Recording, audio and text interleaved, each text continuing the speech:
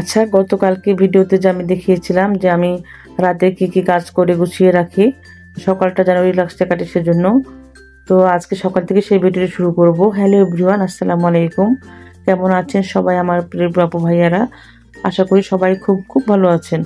তো আমার channel Riaz home stories থেকে সবাইকে ওয়েলকাম করছি নতুন একটা ভিডিও দেখার জন্য। তো এই যে একদম সকাল থেকে শুরু করলাম ভিডিওটি। তো রাতে যে আমি পরোটার জন্য ডো মেখে রেখেছিলাম সেটা এখন ফ্রিজ থেকে বের করে নিচ্ছি।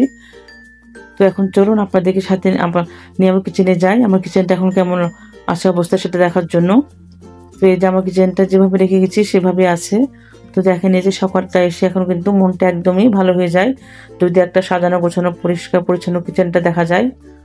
তো এই যে সমস্ত কিছু সাজানো গোছানো সবকিছু ঝকঝকে তকতকে, এটা দেখলে কিন্তু সকালে একদম কিচেন ঢুকলে মনটা ফ্রেশ হয়ে যায়, কাজের প্রতিও এনার্জি বেড়ে যায়। তো এখন আমি যে বেলকনির দরজাটা খুলে দিব, কিচেন বেলকনির দরজা সেটা একটু খুলে দিব। রাতে এটা লাগিয়ে রাখি, এটা খোলা রাখি না। তো আর এই যে একটা বিশেষত্ব, আমার কিচেন বেলকনিতে কিন্তু অনেক পাখির শব্দ পাওয়া যায়। পাখি ডাকে এসে, মানে কোথা থেকে আসে বুঝি না আমি, খুব সুন্দর আওয়াজ পাখি ডাকে, মানে সকাল টাইমে দুপুর টাইমে যে কোনো সময় ছোট ছোট পাখি আসে। আর আমাদের ওই উত্তরাতে কিন্তু প্রচুর গাছপালা আছে, যার কারণে কিন্তু পাখি আসে এত। ঢাকা শহরের মতো জায়গায় পাখির আওয়াজ পাওয়া কিন্তু খুব বিরল। তো এখান থেকে আমি যে ইলিশ মাছ মেরিনেট করেছিলাম সেটাও কিন্তু বের করে নিলাম। তো এটা একটু ডিপে রেখেছিলাম আমি, তো জমে নাই, কিন্তু অনেক রাতে রাখা হয়েছে, জমে নাই। তো আগের দিকে মাংসটাতে কষিয়ে রেখেছিলাম গরুর মাংস, সেটাতে আমি এখন একটু ভালোভাবে একটু নাড়াচাড়া করে নিয়ে তারপরে গরম পানি অ্যাড করে দিব, ঝোলের পানি আর কি, সেটা দিয়ে দিব। এরপরে আমি পরোটার জন্য লিচি কেটে নিব। এদিকে মাংসটা রান্না হতে থাকবে। তো আমার মেয়ে ভদ্র মহিলা, উনি কিন্তু গরুর মাংস ছাড়া পরোটা খান না, উনি পরোটা খায় গরুর মাংস দিয়ে, আর আলু ভাজি দিয়ে রুটি খেতে আগে খুব পছন্দ করতো, সে এখন এটা খাওয়া ছেড়ে দিয়েছে।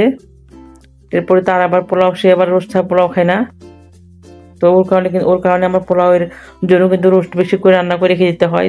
ডিপে দেখা যায় যখন পোলাও রান্না করা হয় তখন 3-4 পিস বের করে নিলে হয়ে যায়। আবার একটু বেশি ভদ্র মহিলা। যারা আমার ভিডিওটি দেখা শুরু করেছেন প্লিজ ভিডিওতে একটা লাইক দিয়ে ভিডিওটি কন্টিনিউ করতে পারেন। আর যদি বেশি ভালো লেগে থাকে তো আমার চ্যানেলটি সাবস্ক্রাইব করে আমার পাশেই থেকে যেতে পারেন। আর যারা অলরেডি এই কাজটি করে ফেলেছেন তাদের জন্য রইল অনেক অনেক দোয়া ও ভালোবাসা।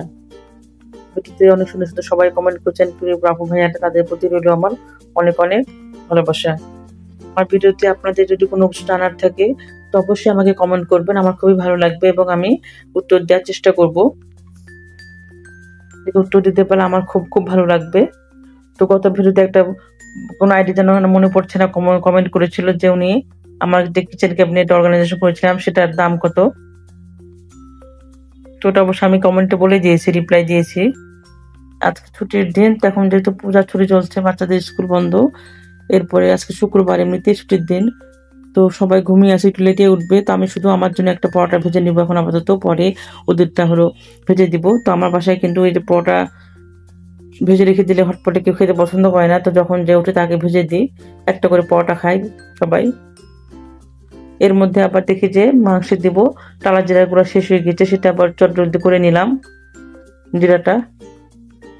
এমন হলে খুবই বিরক্তকর যে রান্নার ফাঁকে যদি কোনো মশলা শেষ হয়ে যায়। তো আমি কিন্তু সবসময় থাকতে থাকতে চেষ্টা করি সেগুলো রিফিল করে রাখতে কিংবা করে রাখতে। বিশেষ করে যে টালা জিরার গুঁড়া, গরম মশলা গুঁড়ো, এগুলো আমি আগে থেকে করে রাখি থাকতে থাকতেই। রেডি করাই ছিল অবশ্য, অনেক দিন আগে করবো করবো করে করা হচ্ছিল না, ধুয়ে বেছে কুচে একদম রেডি করে রেখেছিলাম। এখন শুধু তেলে নিয়ে ব্লেন্ডার গুঁড়া করে নিলাম। মাংস এখন দিব টালা জিরা গুঁড়াটা। পরোটাগুলো আমি কেটে ভাজ করে রেখেছি, শুধু এখন আমারটা ভেজে নেব। কার কার বাসায় সকালে ব্রেকফাস্টে কে কি খেতে পছন্দ করে অবশ্যই আমাকে জানাবেন।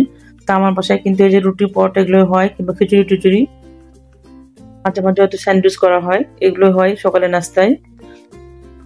আপনারা সবাই কে কি খেতে পছন্দ করেন আমাকে জানাবেন, আমার খুবই ভালো লাগবে জানতে পারলে। তো অনেকে ভাতও পছন্দ করে, তা আমি মাঝে মাঝে ভাতও করি, খুব কম, রেয়ার।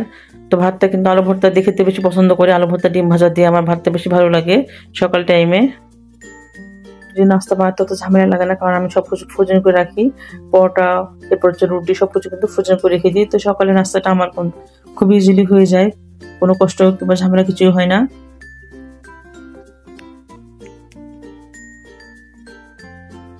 যে কোনো খাবারে ভিন্নতা আনলে কিন্তু রুচিটা পরিবর্তন হয়। একঘেয়েমি কিংবা একই খাবার কিন্তু সবসময় ভালো লাগে না।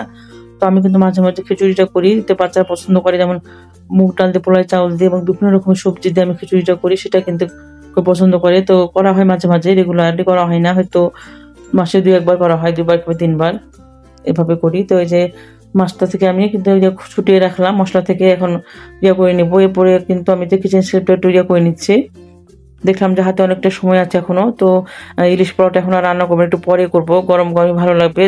এত সকালে রান্না করে ঠান্ডা হয়ে যাবে। এদিকে মাংসটা আমার রান্না হয়ে গিয়েছে, গরুর মাংসটা। তো এই যে আমার যে গ্লাস সেলফ আছে কিচেনে, তো এটা কিন্তু আমরা লাগিয়ে নিয়েছি বাড়িওয়ালাকে বলে, এটা ছিল না আগে। তো এটা এখন একটু ক্লিন করে নিচ্ছি, ডিপ ক্লিন করে একটু গুছিয়ে নিবো। তো এটা যেহেতু কিচেনে, তো একটু তেল ভাবতে হবে। তো আমি একটু যে আমার যে আছে পরিষ্কার করে যে ক্লিনার, সেটা স্প্রে করে একটু মুছে নিলাম। এরপর হচ্ছে মাজনি দিয়ে একটু ঘষে নিয়েছি। তখন আমি একটু সাজিয়ে নিচ্ছি আর কি। কিন্তু কিচেন সাজাতে খুবই ভালো লাগে, জানি না কোন কোন আপুদের ভালো লাগে, তা আমার মনে হয় যে সব আপুদেরই কিচেন সাজাতে ভালো লাগে।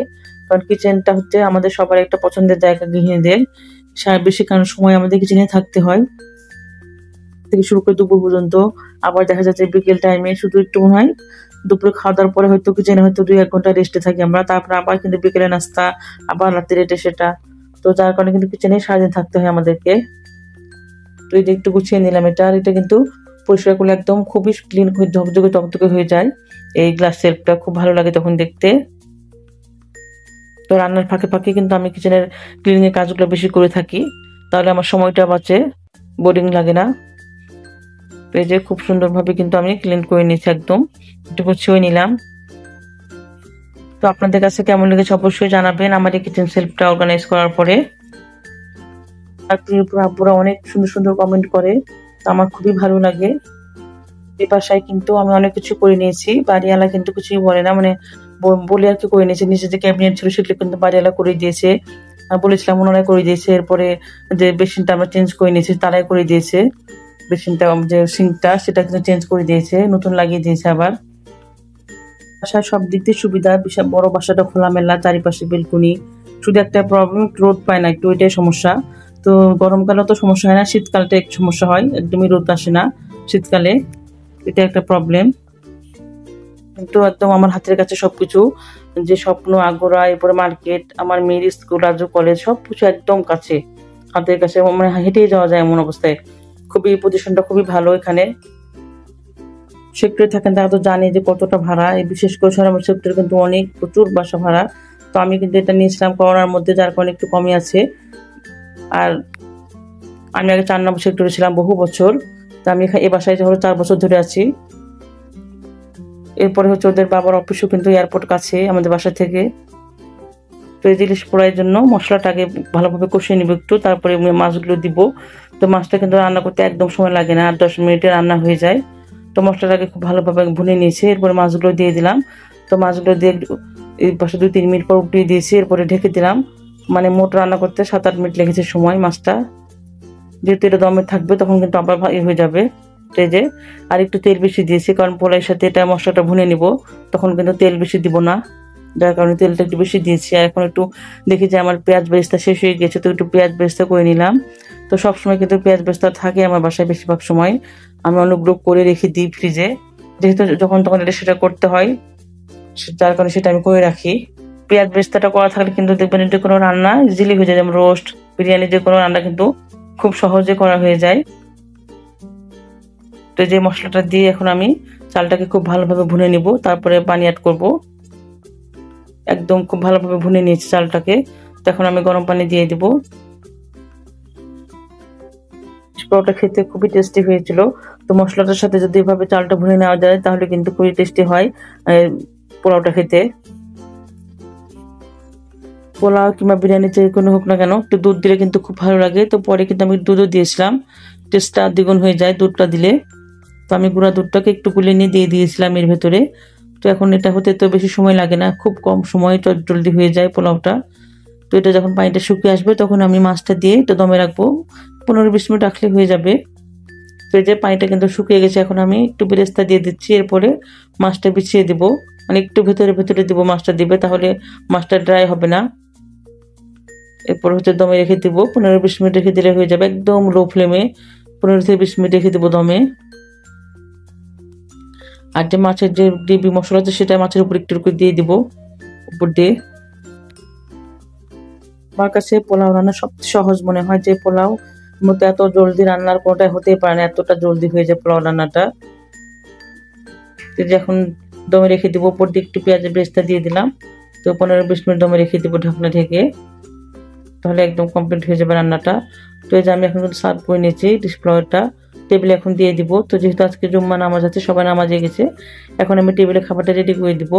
আর কিছু শশা কুচি করে আছে, সালাদ বানিয়েছি, একটু কেটে নিয়েছি টমেটো মিক্সড করে দিয়ে। আর এখন মাংসটাকে ঢেলে নিব, আর একটু রোস্ট ছিল সেটাও গরম করে নিব। তো এখন পর্যন্ত যারা আমার ভিডিওটির সঙ্গে আছেন, এরকম ভিডিও দেখতে যদি আপনারা পছন্দ করেন, তাহলে আমার চ্যানেলটি সাবস্ক্রাইব করে রাখতে পারেন। তাহলে যখন যে ভিডিওটা আমি দেবো, তাহলে আপনাদের কাছে নোটিফিকেশন আগে চলে যাবে। তো আমি এই যে খাবার একদম রেডি করে দিয়েছি, এখন টেবিলে দিয়ে দিব। তো আমার নতুন একটা পরবর্তী ভিডিও দেখার জন্য সবাইকে আমন্ত্রণ জানিয়ে আজকের মতো ভিডিওটি এখানে শেষ করছি। তো আল্লাহ হাফেজ, আসসালামু আলাইকুম। সকলের সুস্থতা কামনা করি, দোয়া রইল সবার প্রতি।